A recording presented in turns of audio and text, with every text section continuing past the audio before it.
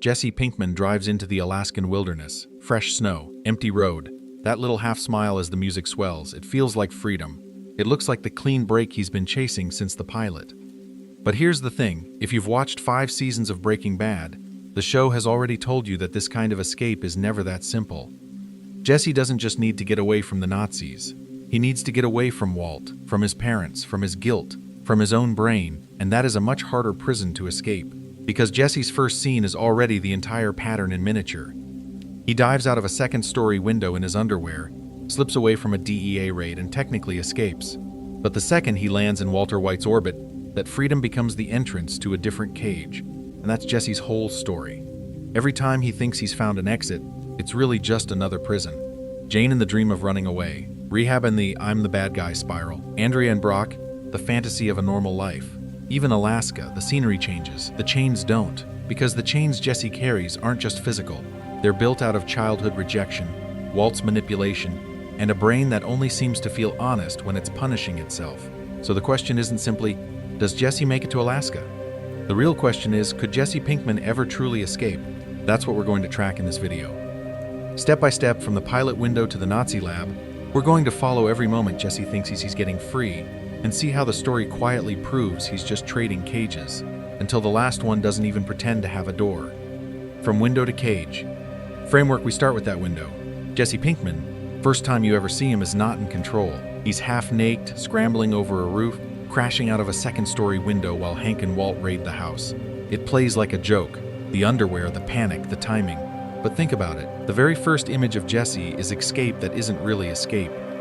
He's just falling into the next problem. That's the pattern. Fake freedom.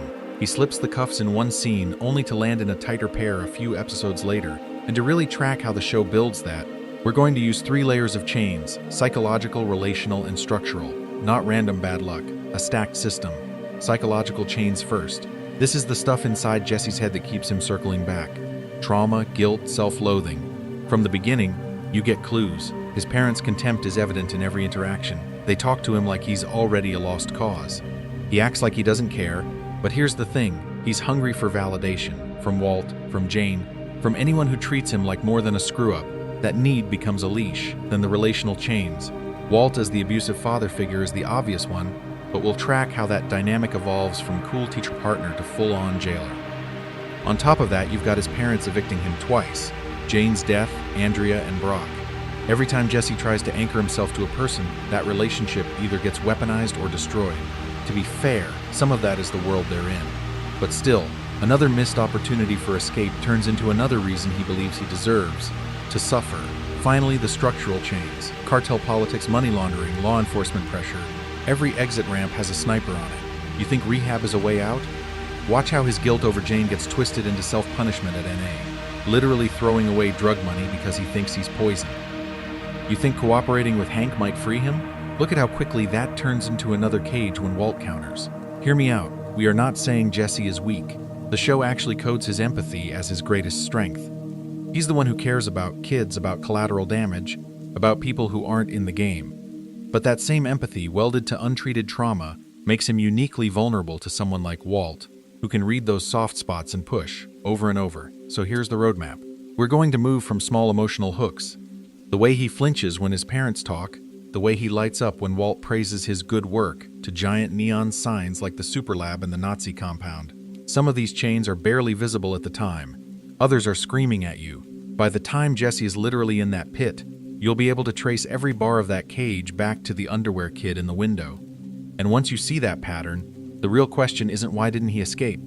It's when was he ever actually free?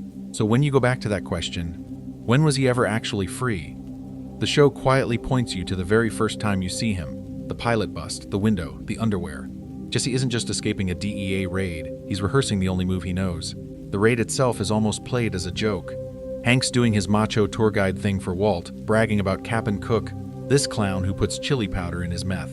Then the door goes down, the agents pour in, and where's Jesse? Half-naked, scrambling out a second-story window, face first into a rose bush, then peeling out in his car. Think about it, he's already a small-time cook, already on Hank's radar, and his instinct is not to fight charges, not to change his life, but to literally yeet himself out of the frame in humiliation. That's not just cowardice. That's a coping mechanism that's been running for years. Here's the thing. Once you've seen his parents, that window stunt reads very differently. At the time, it just feels like slapstick. Later, when we meet Jesse's mom and dad, you realize he's not running from the DEA. He's running from every authority figure he's ever had. His parents are all about image, the perfect house, the perfect lawn, the perfect younger son. Jesse is the stain on the carpet they keep trying to scrub out. They don't ask why he's using. They don't ask why he's dealing. They kick him out. Twice. They sell the house out from under him. That's the obvious red flag. Jesse has no real home base to return to. No couch he can crash on without judgment, no bedroom that's still his. So where does he go? Right back to the only place that will have him. The drug world, the lab, the parties, the chaos. It's not just what he does, it's where he lives. And even before Walt, you can see him trying to escape in ways that are purely cosmetic. New partners instead of new choices. New houses instead of new habits. One week he's with Emilio. Another week he's squatting in some half-furnished party pad with randoms passed out on the floor. The music changes, the wallpaper changes, but the lifestyle is identical. To be fair, what else is he supposed to pick? He doesn't have the tools, the money, or the support to build anything different. So he just keeps repainting the same prison cell. The show hides all of this under comedy. Jesse is introduced as the clownish screw-up, the underwear guy, the chili powder meat. You laugh, Hank laughs, even Walt kind of smirks. But that's the trick, the humor disarms you. Just like Hank's ego disarms him around Walt, the pilot's goofy framing makes you miss how trapped Jesse already is. So when Walt later climbs into Jesse's car and offers a business proposition, it doesn't feel like a kidnapping, it feels like an upgrade. Better product, better RV, same trap. Hear me out though, because the next chain Walt forges isn't about money or meth at all, and once that one snaps shut, running stops being an option. So when Walt upgrades Jesse from idiot in a beanie to business partner, it feels like a win, it feels like respect. But here's the thing, that first desert cook, that's not a partnership, that's the birth of the leash, the RV in the desert, the gas mask, the tidy whities, the first blue batch. At the time it plays like a weird midlife crisis road trip, but think about it. Walt is the brains, the recipe, the science. Jesse is the labor, the driver, the guy who knows how to move product. From day one, Jesse's value is physical and replaceable, while Walt's value is intellectual and irreplaceable. That imbalance is the economic chain. You can see it snap shut the moment Jesse realizes how pure that first cook is. Walt writes the formula, Jesse has to sell it, which means Jesse's rent, Jesse's weed, Jesse's whole lifestyle suddenly depend on continuing Walt's plan. Walt doesn't just offer him money. He positions himself as the only source of real money. No more nickel and dime street deals, serious cash, serious chemistry. If Jesse walks, he's not just quitting a job, he's walking away from the first thing that's ever made him feel like a professional. And that's the emotional leash. Jesse wants to impress Mr. White. He's still the flunking student trying to get a gold star from the teacher who always saw him as a screw-up. Every insult, every "you're an idiot," somehow makes the rare crumbs of praise even more powerful. Hear me out.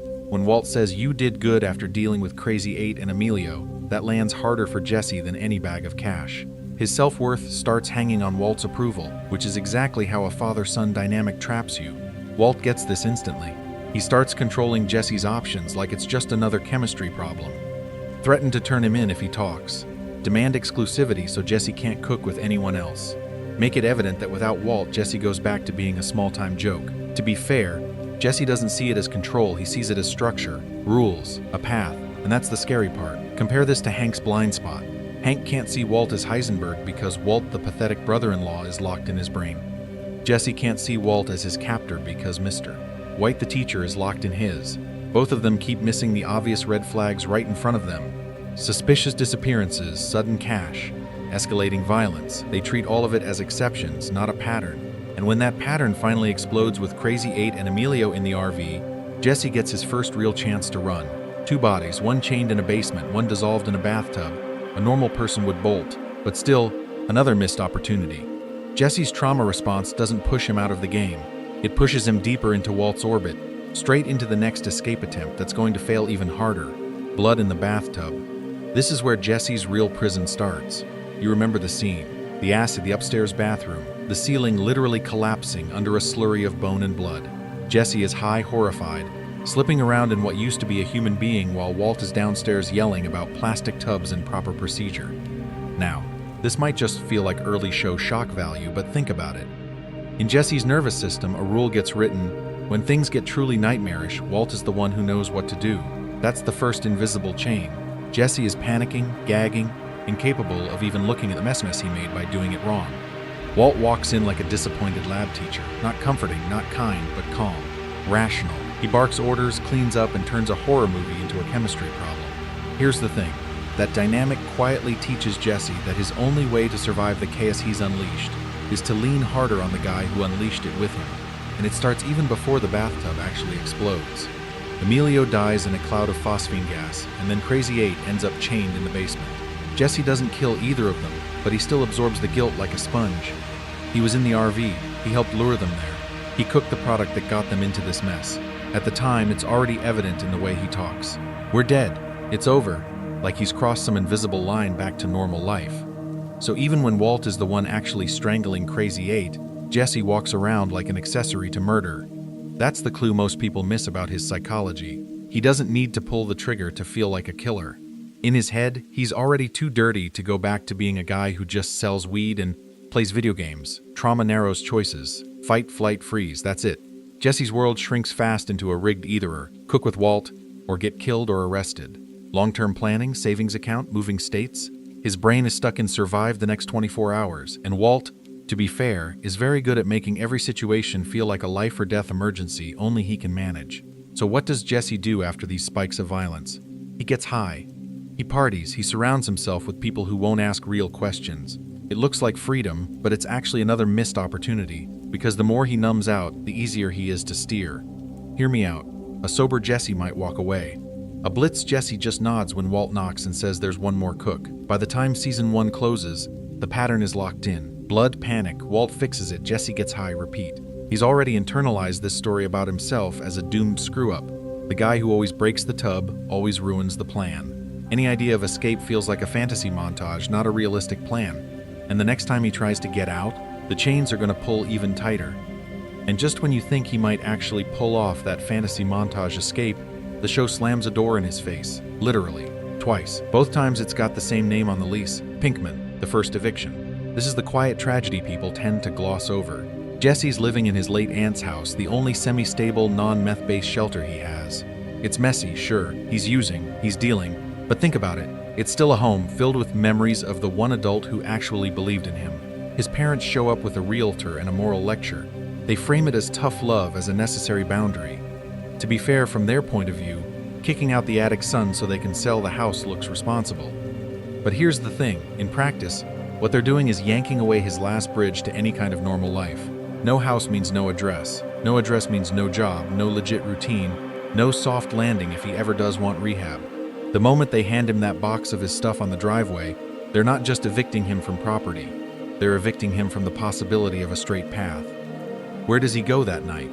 Right back to the RV, right back to Walt. Another missed opportunity for an actual intervention gets swapped for a real estate listing. Then comes the second eviction, and this one is brutal, the weed incident with his younger brother. Jesse, in this sad, broken way, is actually trying to exist inside the family system again. He shows up, he plays along, he sort of tutors the kid. He tries to be the cool older brother instead of the family embarrassment. When the joint is found, every obvious clue points to Jesse. Slacker, druggie, black sheep, case closed, except it's not his, it's the prodigy's. And when that truth finally leaks out, his parents don't apologize, don't reconsider, don't say, maybe we misjudged you. They just quietly shuffle the younger son into a different school and keep Jesse permanently exiled. The message is evident. Even when he's innocent, he's still guilty. He doesn't belong in normal life. Why would he ever trust that world again? Hear me out. Those two evictions are the psychological on-ramps to every surrogate family he builds later. Jane isn't just a girlfriend, she's a shot at a home.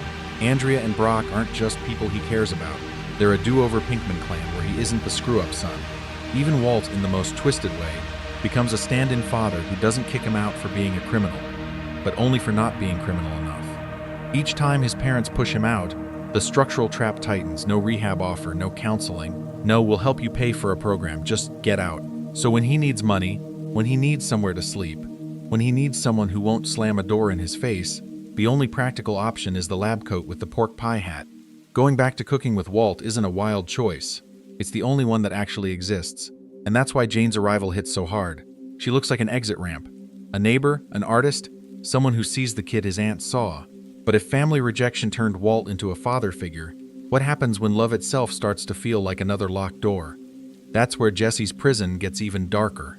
But let's slam the brakes for a second. Freeze the story right after that second eviction. The parents are done, the house is gone, the aunt's memory is boxed up and tossed out with him. No Walt swooping in with an offer, no Jane next door, no Andrea, no Brock. Just Jesse Pinkman on the curb with his trash bags. If he actually left Albuquerque right there, got on a bus, disappeared, what does that life even look like? On paper, it sounds simple. New city, fresh start, clean slate.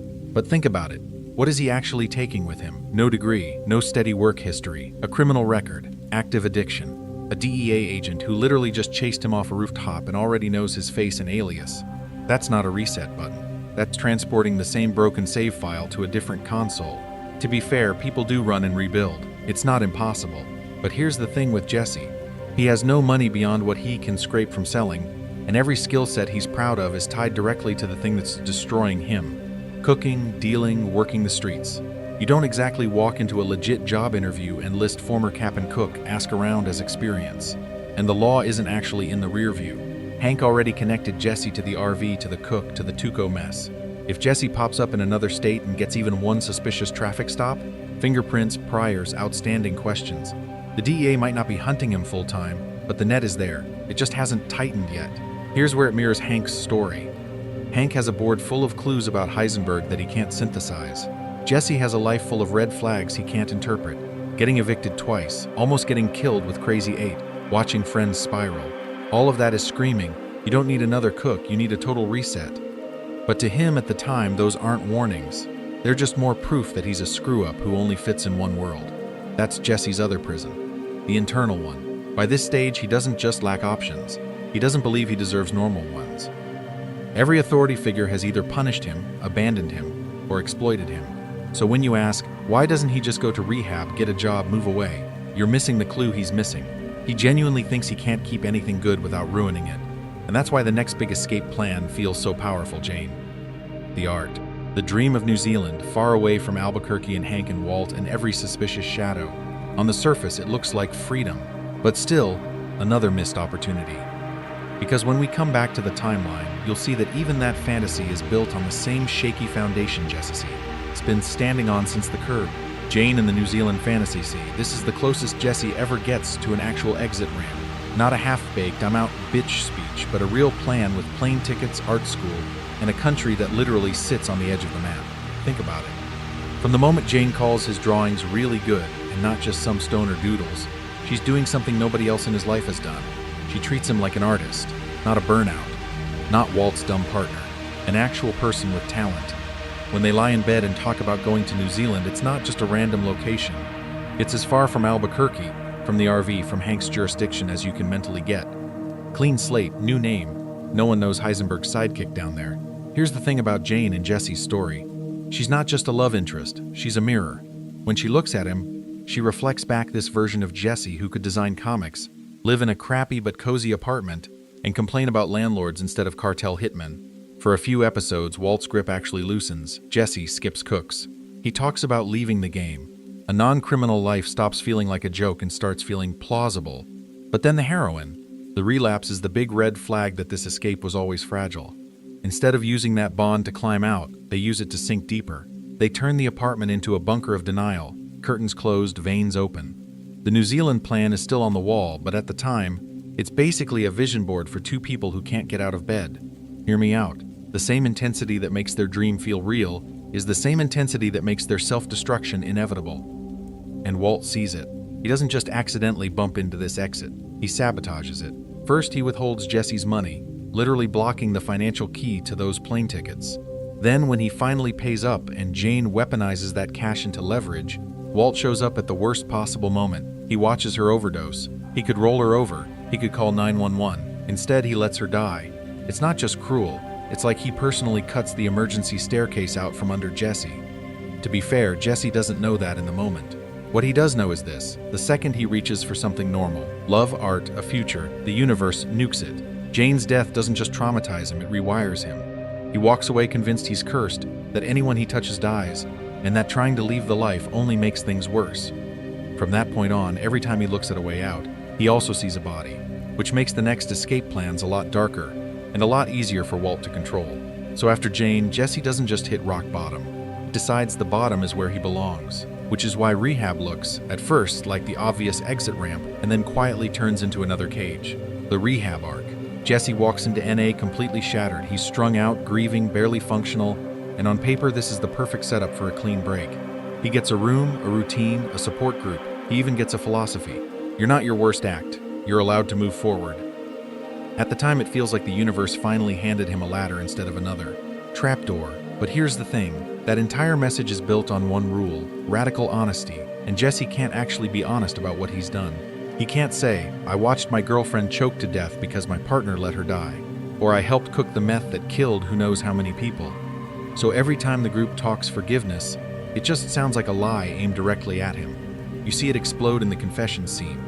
The guy shares about running over a kid while high, and the group responds with compassion, with "You're not a bad person." Jesse does the math, same drugs, same harm, and this is his breaking point. He rejects the NA script on the spot. He insists he's the bad guy, that calling it a mistake is hypocrisy, that the only honest way to live with that kind of guilt is to keep cooking and admit he's poison. Think about it. Recovery, which should be his way out, gets reframed as denial. Sobriety becomes the lie, meth becomes the truth. That's why the drug money giveaway is so messed up. On the surface, it looks like penance. Jesse starts throwing stacks of cash at NA members like he's redistributing blood money to the people he hurt. To be fair, it almost reads heroic for a second. He's not hoarding it, he's giving it away. But still, another missed opportunity, because he's not actually repairing anything. He's reinforcing this self-image as a corrupting force. He walks into a healing space and literally infects it with drug cash. Hear me out.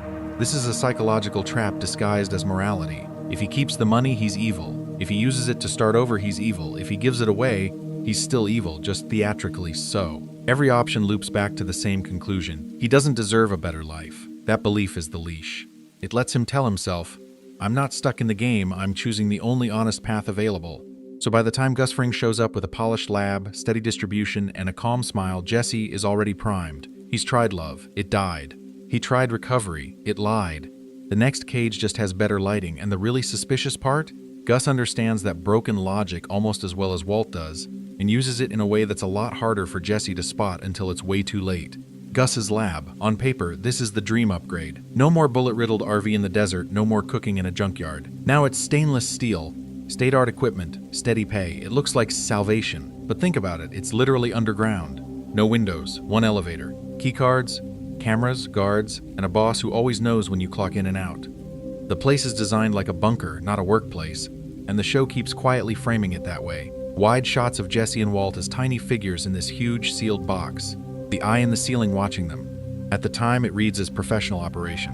On rewatch, it's a prototype of Jesse's later cage with the Nazis, just with better lighting and health insurance. Here's the thing, Jesse actually thrives here. When Gale is around, you see Jesse's insecurity spike, but once he's forced to step up, he gets good, really good. He learns the process, fixes mistakes, improvises when Walt isn't there. That's not just a plot detail, that's the tragedy. His growing competence is the chain. The better he cooks, the more valuable he becomes to men whose entire business model is no one leaves. You can see the logic lock in. Gus doesn't threaten Jesse every day. He does something way smarter and way more suspicious. He alternates. He benches Jesse with Gale, subtly telling Walt, "See, you're replaceable." Then after Walt kills Gale, Gus pulls Jesse back in, suddenly treating him like an asset, sending him to Mexico, giving him that weird, almost paternal approval. To be fair, on the surface it looks like a promotion. But still, another missed opportunity for Jesse to recognize what's happening. Because what is Gus actually doing? He's turning Jesse into leverage. Against Walt, against the cartel, against anyone who thinks they can mess with the operation. Jesse doesn't see the board, he just feels the whiplash. One minute he's sidelined, the next he's the golden boy, and each shift tightens the web of loyalties and threats he barely understands. Walk away? From who, exactly? The boss who can have him killed, or the partner who already got someone killed to keep him cooking? And this plugs directly into that earlier framework. Jesse's need for purpose and competence, the thing his parents, school and rehab never gave him, is finally being met, but only in a system that will kill him if he quits. The lab is the first place where his talent is respected and his work is clean. Yet it's also where he's most trapped. Hear me out. When he's sweeping that pristine floor after killing Gale, that's the moment his sentence starts. Meanwhile, the walls outside are closing in. The cartel is getting restless. The plane crash fallout still hangs over Albuquerque like a curse. All that external violence is about to slam into Jesse's internal collapse. And once those worlds collide, any realistic shot at escape doesn't just shrink, it basically detonates. So when that external chaos finally crashes into Jesse, it doesn't just scare him, it gives his conscience a target: Combo's death. This is the first huge red flag for Jesse that the game isn't just dangerous, it's morally poisoned. On the surface, it's another street deal gone bad. But think about it, the killer isn't some rival kingpin, it's a kid on a bike, a child, weaponized by the same business Jesse's been treating like a messed up career path. You can see it on his face when he hears the details. The bravado drops. The jokes stop. For once, he's not worried about getting shot. He's horrified about who's being turned into the shooter. Up to that point, Jesse's been pretty good at lying to himself. I sell to adults, they make their own choices. After Combo, that lie doesn't work. Kids are now part of the supply chain. They're the muscle. That's an obvious clue that any decent person would run. But here's the thing. Jesse doesn't run, he internalizes it. Combo isn't just dead. In Jesse's head, Combo is dead because of him. Then you get the ATM house, the filth, the neglect. The kid wandering around like a ghost while his parents tweak themselves into oblivion. Jesse walks in as a low-rent enforcer, but he immediately shifts into Robin Hood mode. He hides the boy, tries to protect him, even does the goofy TV thing to distract him from the chaos. It's almost sweet if it wasn't sitting on top of pure horror. And then the ATM crushes the dad's skull. It's cartoonishly brutal, but the impact on Jesse is very specific. This isn't some cartel torture dungeon. This is a regular house, in his own city, with a kid watching his parents destroy themselves over the product Jesse cooks and sells. In that moment, it becomes evident to him that the meth world doesn't just have rot in it. It is rot. You'd think that would be the exit ramp, right? Hear me out. For someone with a healthier psyche, it probably would be. But Jesse's already primed for self-hatred. So instead of "I have to get out," his brain goes, "I ruin everything I touch. I deserve whatever happens to me." It's martyrdom, not escape. He starts seeing himself less as a criminal making choices and more as a curse that needs to be punished. That's the pattern that later shows up at NA when he starts throwing money at strangers, and when he fixates on saving kids like Brock. To be fair, the impulse is compassionate, but still another missed opportunity. Each good deed becomes a chain, because he decides he has to stay in the game to offset the damage he helped create. And once someone figures that out, once someone realizes Jesse Pinkman will do anything to protect a child, that empathy becomes a weapon.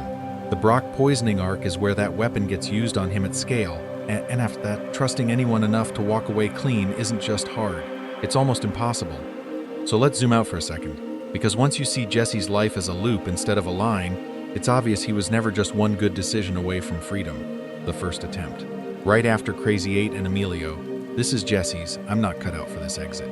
The trigger is pure trauma, watching a body dissolve through a ceiling, realizing this isn't fun dealer stuff, it's industrial-grade horror. His plan is simple: run, hide out at his parents' place, pretend the RV and the blue meth never existed. But here's the thing, Walt shows up at that house like a door-to-door prison salesman. He drags Jesse back with promises of money and condescending lectures about potential. Jesse doesn't quit from strength, he retreats in shock, and shock is easy to talk over. Second attempt. After Jane's death, Jesse is annihilated. The trigger is guilt so heavy he can barely stand upright. The plan: rehab and A meetings. A new start built on confessing to strangers. On paper, that sounds healthy. But the sabotaging force isn't just Walt nudging him back into the lab. It's Jesse's own belief that he deserves punishment. Think about it. He uses NA as a way to give away his drug money, like he's trying to bleed himself dry instead of build a life. Third attempt, Combo's murder. This is fear plus conscience. A kid on a bike gets pulled into the crossfire, and suddenly the street game isn't just risky, it's morally radioactive.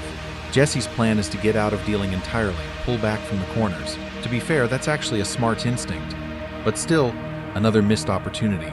Walt reframes the whole thing as a business problem, not a soul problem, and Jesse lets that framing win. Again, fourth attempt. After Brock's poisoning. This one is different, because the trigger is both terror for a child and the dawning suspicion that Walt is the common denominator in every disaster. Jesse's plan is chaos. Grab a gun, confront Walt, burn it all down if he has to. But reactive exits are easy to derail. Walt flips the script, blames Gus, and weaponizes Jesse's empathy into renewed loyalty. The red flag is huge and waving, but at the time Jesse is too emotionally flooded to read it. Fifth attempt. After Mike disappears. Now the trigger is paranoia and grief, plus that suspicious silence around what really happened. Jesse wants out with his share, a clean cut. No more Heisenberg, no more Empire. But Walt controls the money, the story, and the danger level. Hear me out. This is the closest Jesse ever gets to a rational exit plan, and even here, the leash holds. You can see the pattern. Every "I'm out" comes from a crater, not a blueprint. Jesse only tries to leave when he's already shattered, which makes him incredibly easy to redirect, stall, or straight up lie to. It mirrors Hank's whole Heisenberg hunt. Hank keeps circling the truth without landing. Jesse keeps circling freedom without securing it. And that brings us back to Brock, because that incident isn't just another missed opportunity to escape. It's the perfect case study for how every exit ramp Jesse finds has a sniper on it. Sometimes literally. In the next section, we're going to slow that arc down frame by frame and watch exactly how the shot gets lined up. So let's slow that sniper shot down. Because Brock isn't just a plot twist. He's the moment Jesse's dream of a normal life gets weaponized against him. Andrea and Brock.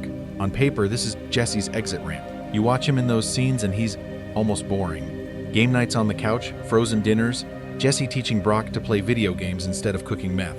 It's his most obvious brush with a regular, lower middle class life. Rent, chores, a kid's backpack by the door. Think about it. This is the first time Jesse isn't just crashing on someone's couch or hiding in a flophouse.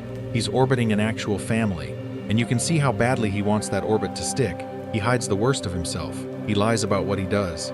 He brings Brock presents, not drugs. For a guy who used to brag about slinging dope, that's a massive red flag about where his heart actually is now.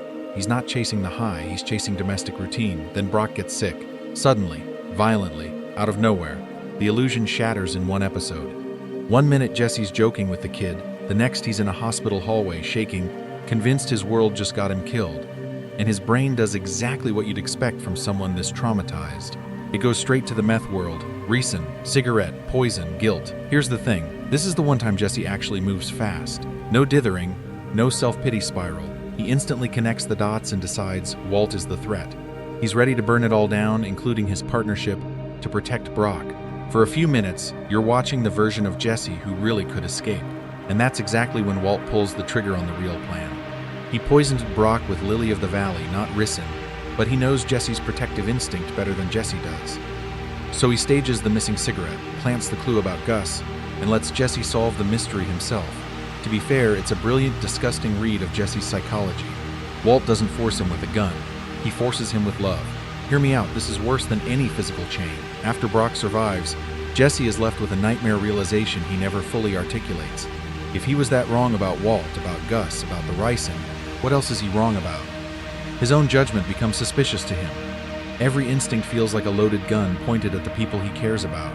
And once you can't trust your own mind, you start outsourcing reality, usually to the loudest, most confident voice in the room. In Jesse's life, that's almost always Walter White. So Brock's poisoning doesn't just reset Jesse's allegiance, it rewires the way he makes choices.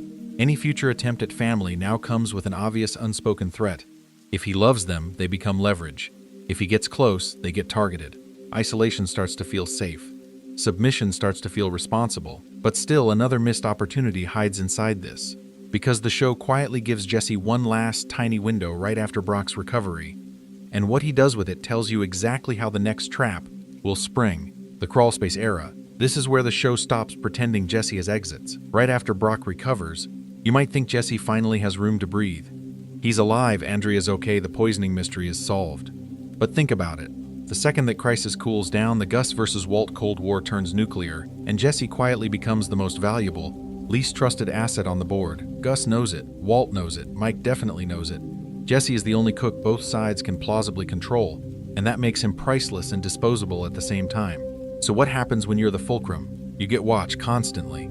The bodyguards, the surprise visits, the lab cameras, the unannounced rides with Mike.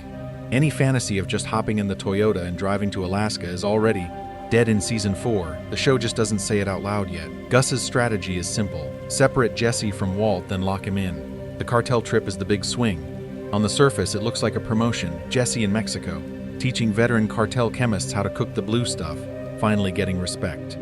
But here's the thing. That respect is just a different kind of cage. He was surrounded by armed men, flown to a secret lab, and told his future is cooking for Gus. Permanently. No Walt, no say, no exit. Even Gus's offer to keep Jesse as primary cook in Albuquerque is framed like a choice. Stay with me. Walk away from Mr. White. You'll be safe. To be fair, compared to Walt's chaos, that almost sounds reasonable. But look at the clues. Gus threatens Walt's family. He has Andrea and Brock's address. He uses Mike as both babysitter and enforcer. This isn't mentorship. It's possession with better HR. Then you hit the crawl space episode. We always remember it as Walt's breakdown, but watch it from Jesse's angle. Walt is begging him for money to disappear. Gus is warning him to stay away from Mr. White or else. Mike is half protecting, half escorting him like state property. Every authority figure in Jesse's life is suddenly screaming the same message. You are leverage. That realization should be empowering, right? If you know you're the pawn, just walk off the board. But hear me out. When every move you can imagine ends with someone you love getting shot, run doesn't feel like an option, just a different route to the same outcome. Jesse isn't stupid, he's paralyzed. The more obvious the trap becomes, the smaller his world gets. And the crawl space scene drives that home visually. Walt laughs in a literal hole in the ground while Skylar backs away in horror. Above them, Jesse's unseen, but he's in his own crawl space, a psychological one built from cartel politics, DEA pressure, and two rival father figures who both think they own his future. The scary part? Season 4 only makes the metaphor clear. Season 5 is about to make it physical. The train heist, Todd's polite dead-eyed stare, the kid on the dirt bike. Those are the first cracks in the floorboards. You think Jesse's chained now? The show is about to show you what chains actually look like. So let's freeze the chaos for a second and ask the real question. Not when does Jesse get chained in a lab, but when does a realistic, boring, suburban 9-to-5 with a family actually die for him? Because on paper, you've got a few candidates. Jane's death feels like the obvious one. That's the moment he shatters. He spirals into rehab. He can't sleep in that apartment. He's walking around like a ghost. You watch that and think, okay, this guy is never going to be normal again. Then you've got Brock. The poisoning, the rice and cigarette, the way Walt weaponizes Jesse's love for a kid. After that, Jesse's paranoia is permanent. He's checking cigarettes, freaking out over every slight change. A backyard barbecue dad does not do rice in inventory. And of course, the DEA. Once Hank and the feds stop seeing Jesse as just Cap'n Cook and start treating him as a serious player, that's a huge red flag. The minute your name is in actual DEA files, the odds of you quietly fading into suburbia are not great. But here's the thing. Those are all massive traumas, but they're not the tipping point. The point of no return is Gale. Gale's murder is the pattern interrupt. You're watching a tense cartel chess match, and suddenly the show forces Jesse into a tiny, fluorescent apartment with a singing kettle and a man who waters his plants. Gale is not Tuco. He's not some street rival. He's a civilian chemist who loves Walt Whitman and tea. And Jesse executes him. Think about it. Up to that moment, Jesse's crimes live in this messy gray area of junkie chaos. Dealers, turf wars, addicts, self-defense, accidents. Ugly, but still the kind of thing a good lawyer could spin or a jury could half understand. Bad crowd, bad choices, kid got in over his head. The second he pulls that trigger on Gale, that narrative dies. That's a clean, deliberate hit on a nonviolent witness tied to an international drug operation. You don't plea bargain your way from that into coaching Little League. From that point on, every move Jesse makes is recontextualized. He's not a burnout trying to get back to who he was before meth. That guy cannot exist in a world where he's executed a man to save his teacher. From Gale onward, any escape is about survival and damage control, not redemption and a white picket fence. And the show knows it. Watch how season 4 and 5 treat him after. The guilt gets louder, the self-punishment harsher, the options smaller. To be fair, Jesse keeps trying to pretend there's a version of his life he can still salvage. Rehab again. Giving away money at NA. Wanting out with Andrea and Brock. But still another missed opportunity. He never fully accepts that normal is gone. The only thing left is choosing the least painful form of permanent exile. From here on, you're not watching a guy escaping the game. You're watching a guy trying to find a place to hide where the echoes of that gunshot can't reach him. And the tragic part? The story is about to prove that no such place exists. The train heist. On paper, this is Jesse Pinkman's masterpiece. For one brief episode, he's not the screw-up sidekick. He's the guy who outsmarts a multinational corporation and law enforcement in broad daylight. Think about it. He looks at a problem that seems impossible. How do you steal thousands of gallons of methylamine without anyone noticing the weight change? And he comes up with that genius, rob it while it's stopped plan. The pump, the hoses, the water swap, the coordination with the truck on the road. It's Ocean's 11 in the middle of the New Mexico desert, and the kid who once fell out of a second-story window in his underwear is suddenly running a precision industrial operation. And it works. No alarms, no sirens, no obvious clue left behind. At the time, it feels like the high point of his competence, the one job where he finally proves he's more than Walt's burnout student. But here's the thing. The heist doesn't just show Jesse what he can do. It shows everyone else what he can do. Enter Todd, the polite wild card. He's the guy who raises his hand in the planning meeting, takes notes, calls Jesse Mr. Pinkman, and treats the whole operation like a training seminar. He admires the plan, he learns from it, and you can almost see him filing every detail away. To be fair, from Walt and Mike's perspective, Todd is just cheap labor with a good work ethic. But still, another missed opportunity. Nobody stops to ask what a guy like that does with this level of education. Then the boy on the dirt bike waves. One tiny witness, one unexpected variable, and Todd doesn't hesitate. No debate, no panic, just a gunshot. He applies the same cold efficiency he just watched in Jesse's heist, to murder. That's the moment Jesse's victory curdles into horror. The best thing he's ever pulled off becomes the worst thing he's ever caused. From there, Jesse wants out again. Of course he does. But now look at the room around him. Walt sees a partner whose ideas print money. Mike sees a valuable earner who can be managed. Todd sees a teacher. They don't see a traumatized kid trying to escape. They see an asset that keeps proving how irreplaceable he is. Hear me out. The Nazi lab is just the train heist with the mask ripped off. Same crew, same skill set, same industrial scale theft. Only this time, the hoses and pumps are bolted into a permanent operation. And Jesse doesn't get to walk away when the job's done. The bright desert is replaced by a concrete pit. The precaution of no witnesses becomes the logic of no escape. His ingenuity built the process they'll later force him to repeat in chains. And as Season 5 rolls on, the fallout from this job doesn't just stay in the desert. Jesse's guilt over the boy, his role in Mike's fate, and Hank's suddenly sharpening investigation are about to close in from both sides. Legal jaws on one end, Nazi jaws on the other. The spiral is coming, and every exit he missed here is about to vanish. So all that desert guilt doesn't just haunt Jesse, it breaks him. And the first place you really see that crack go all the way through is the money toss. The money toss.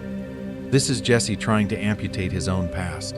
He sits in that car with millions in his lap, and it finally clicks that every dollar is a receipt for someone's pain. Jane, Gail, the kid on the bike, Mike. So what does he do? He starts shotgun blasting cash into random front yards like he's reverse robbing the neighborhood. It looks chaotic, but think about it. This is the one strategy he still believes in. He can't save the dead, but maybe he can poison the blood money by giving it away. If he destroys the financial reward, maybe he cuts the chain that ties him to Walt. But here's the thing. Systems don't care about his symbolic gesture. The money is still traceable, the crimes are still on the books, and Jesse is still the guy in the car who knows way too much. Enter Hank. The interrogation. For the first time, the DEA doesn't see Jesse as a screw-up side character. They see him as a key. Hank sits across from him, all fake empathy and help me help you. On the surface, it looks like a lifeline. Law enforcement, a badge, a chance to flip on Heisenberg and walk out clean, right? Except Hank never actually offers that. No immunity deal, no witness protection, no real future. Just wear a wire, give me Walt. To be fair, Hank is desperate and way out over his skis, but still, another missed opportunity for anyone to actually treat Jesse as a human being instead of a tool. And then Jesse connects the last ugliest dot, Brock, the rice and cigarettes, Saul's guy, Walt's lucky timing. Once he realizes Walt poisoned a child to manipulate him, that final emotional leash snaps. The surrogate father, the partner, the only person who ever told him he was good at something? That guy weaponized a kid's life just to keep him in line. Hear me out. This should be the moment of freedom. No more loyalty, no more excuses. But all it really does is reveal the map of his trap. The criminals will kill him if he talks. The cops will use him if he cooperates. And he no longer trusts his own judgment because every instinct has led him back into hell. Which brings us to the handoff ambush. Jesse agrees to help Hank, then spots the suspicious neighbor tail. He knows Walt will smell a setup. He pivots, calls off the meat, tries to outplay the board. But Jack's gang is already in motion. The desert handoff turns into a massacre. Hank dies, Gomez dies, and Jesse's rescue by law enforcement dissolves in a hail of bullets. Institutional power fails him, criminal power kidnaps him, and both sides treat him as expendable. By the time he's thrown into that concrete pit, the show is just making his invisible prison visible. His choices have been narrowed, bargained away, or outright stolen in scene after scene. The cage in the compound is new, but the feeling isn't. And the really disturbing part is what they make him do next. Because that's where you see just how completely the world has rewritten Jesse Pinkman. The Nazi lab. This is the end of the maze, where the walls finally stop pretending to be anything but a cage. Up to now, Jesse's been trapped by emotions, by money, by Walt. Here the show just stops being subtle and puts a literal chain around his waist. Look at the conditions. He's in a concrete pit, dragged out like an animal, chained to a runner overhead so he can't get far from the equipment. He's beaten, starved, soaked by the fire hose when he steps out of line. And every time he looks up from the cook, what does he see? That photo of Andrea, taped above the lab like a security camera made of guilt. It's not just a reminder, it's the control mechanism. The message is simple: you cook, she lives. Now, think about it. We've seen this lab before. Not literally, but in pieces. The RV was the first cage. Cramped, metal, only one way out, with Jesse and Walt boxed in by desert and deadlines. Gus's Superlab was the upgraded version, polished, spacious, but still underground, still a place you enter through locked doors and cameras. The Nazi lab copies the same basic layout, the catwalks, the gleaming tanks, the familiar cook montages, and just adds bars and chains. The show is basically saying, yeah, he's always been working in prisons. This one just stopped pretending. And the Nazis? They weaponize every chain we've already talked about. His love for Brock is the big one. Todd doesn't just mention Brock by accident. He dangles him like a key. Jesse's incredible cooking skill, the one thing that ever made him feel worth something, gets twisted into the reason he can't be allowed to die. His trauma is on the table too. They know he's already broken from Jane, from Gail, from Drew Sharp. So when they show him that photo, they're not making a new threat. They're plugging into a system that's already running in his head. Here's the thing. Jesse's guilt becomes free labor. He believes that if he resists, more people die, and the show proves him right. When he finally refuses to cook, when he tries to take that tiny stand, what happens? Todd takes him to Andrea's house, rings the doorbell, and executes her on the porch while Jesse watches from the car, muzzled by chains and duct tape. Any act of resistance is booby-trapped. The people he might have escaped with are turned into hostages and then into corpses. So at this stage, escape isn't a choice he can just make. It's not about courage or willpower anymore. It's about surviving long enough for the world to crack. He can't break the chain, he can only endure it until an outside force, Walt's final bloody rampage, blows a hole in the wall. And even that rescue comes with a cost we're not done unpacking yet. Looking back, it feels almost inevitable, right? You re-watch Jesse's story and suddenly the trap is so obvious it's painful. The window. From the very first episode, he's literally diving out of a second-story window in his underwear. It plays as slapstick, as comic relief, but think about it. That's Jesse's whole arc in one image. Wild, chaotic escape that still lands him right in Walt's car, heading straight into the life that will own him. Then the evictions. His parents kick him out, twice. Each time it's framed as tough love, as Jesse being a screw-up who just can't get it together. But here's the thing. Every time his family closes a door, the meth world opens another one. No house?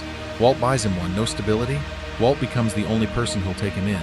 It's an obvious red flag that his support system is upside down. But at the time, it just feels like more Pinkman chaos.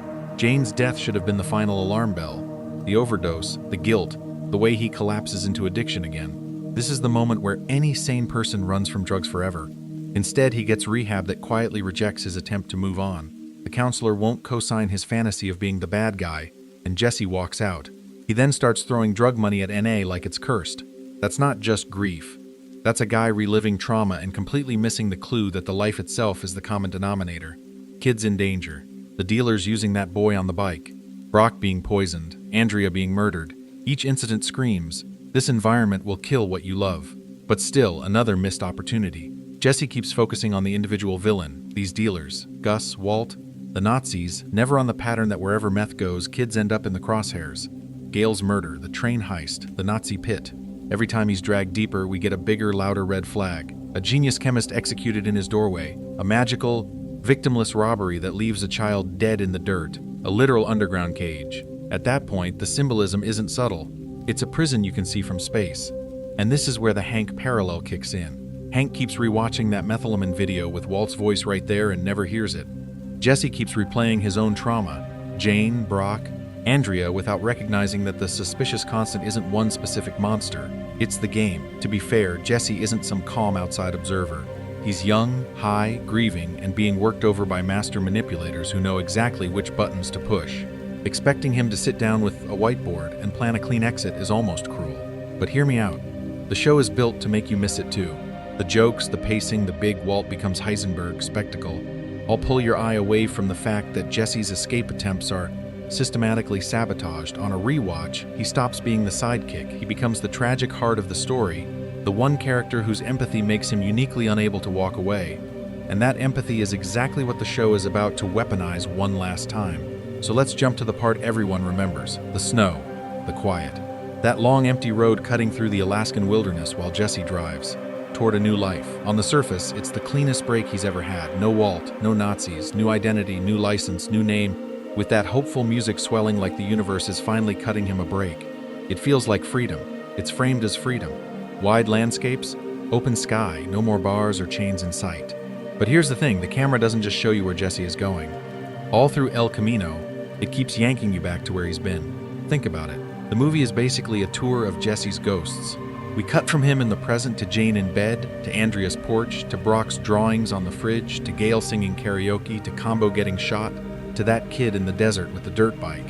The bodies aren't in the car, but they're riding shotgun in his head. The obvious escape is from the law. The real prison break he needs is from his own memories, and that's the one El Camino quietly shows he's still failing. Psychologically, this guy is wrecked. Years of abuse, torture, and manipulation. A long list of crimes he can't unsee. And under all of that, this deep belief that he destroys anything he loves. Jane overdoses next to him. Andrea is murdered because of him. Brock is poisoned to control him. Every time he cares, someone gets hurt. That belief doesn't evaporate because Ed hands him a new driver's license in a vacuum store. Pattern interrupt. Pause the pretty Alaska montage for a second. Ask yourself a simple, suspicious question. If you woke up tomorrow in a cabin in the middle of nowhere, with no friends, no family, and nothing to do but think, does that actually sound free, or does it sound like minimum security with better scenery? Alaska works like a softer cage. No one's chaining him to a lab anymore, but the trade-off is isolation, anonymity, and endless time alone with his thoughts. To be fair, that's safer than being chained up by neo-Nazis. But still, another missed opportunity is hiding in plain sight. We treat this as a happy ending because the walls are farther apart, not because they're gone. Hear me out, escape can mean changing your surroundings, sure. New city, new name, new job. But the deeper escape is changing the story you tell about yourself. Has Jesse ever actually been given the tools to do that? No therapy, no real accountability, no one walking him through his trauma in a way that isn't just, you're a bad guy, feel worse. So the question hanging over that final shot isn't, will the cops find him? It's much darker. Can a guy who's only ever learned to hate himself actually build a life where he doesn't feel like the prison followed him? And in the next part, we need to look at what the show itself suggests about that answer. So if that's the real question, you start to see why Jesse was never going to just ride off into some clean, consequence-free sunset. His prison isn't just the lab. It's not just the Nazis, it's this stacked, ugly combination of trauma, love, guilt, talent, and power structures that all lock together like a cage he can't see until it's already shut. Think about it. From the pilot, he's literally climbing out a window in his underwear. He escapes, but he's already tied to Walt, to the DEA, to the life. Every time after that, when he tries to get out, after Crazy 8, after Jane, after Brock, he doesn't just run into one wall. He runs into 5 at once. His need for approval, his shame, cartel politics, money that can't be laundered, and a partner who knows exactly which emotional button to push. That's not an accident. That's the show's core theme turned into a human being. Breaking Bad is obsessed with the idea that actions have consequences you can't fully undo. Walt gets to intellectualize that. He can say, I did this for my family, or I'm in control, and hide behind the story in his head. Jesse doesn't get that luxury. The consequences live on his body and in his mind, the bruises from Hank, the hollow look after Jane, the way he flinches around kids after the ATM murder. He's the walking receipt for every choice this world makes. And that's where his entrapment really contrasts with Walt's illusion of control. Walt chooses his cage. He builds it, brick by brick, out of ego and chemistry and pride. He tells himself it's a throne. Jesse keeps getting dragged into deeper cages while trying, in his broken way, to do the right thing. To be fair, his right thing is often a mess, like throwing blood money at NA members, but you can see the instinct. Walt sees people as tools. Jesse keeps accidentally seeing them as people. From a writing perspective, that's the sad design. If Jesse walked away emotionally clean, the whole moral universe of the show would feel fake. You'd look at all the dead kids, the ruined families, the blue meth trail across the Southwest and go, wait, that guy just gets a reset button? Easy redemption would be another missed opportunity. It would cheapen the cost of Walt's empire and let the audience off the hook right along with him. But here's the thing. Seeing Jesse as trapped doesn't erase his agency. He still cooks, he still lies, he still pulls the trigger on Gail. The show doesn't say, poor Jesse, no responsibility. What it does is shift your empathy. That final happy ending in Alaska stops playing like a reward and starts feeling like witness protection from his own memories. He's free, but he's not. So what does the story do with a character who's physically out but emotionally locked in? Hear me out, because the next layer of Jesse's fate might be the bleakest clue the show ever hid in plain sight. So here's the thing, Jesse makes it to Alaska. New name, new truck, all that snow and silence. On paper, he escaped. But if you've been tracking him from that first time he dives out the window in, His underwear, it's pretty evident the show's been telling you all along that the real prison isn't the RV, or the lab, or the Nazi cage. It's the stuff he carries in his head that he can't outrun. Now it's your turn.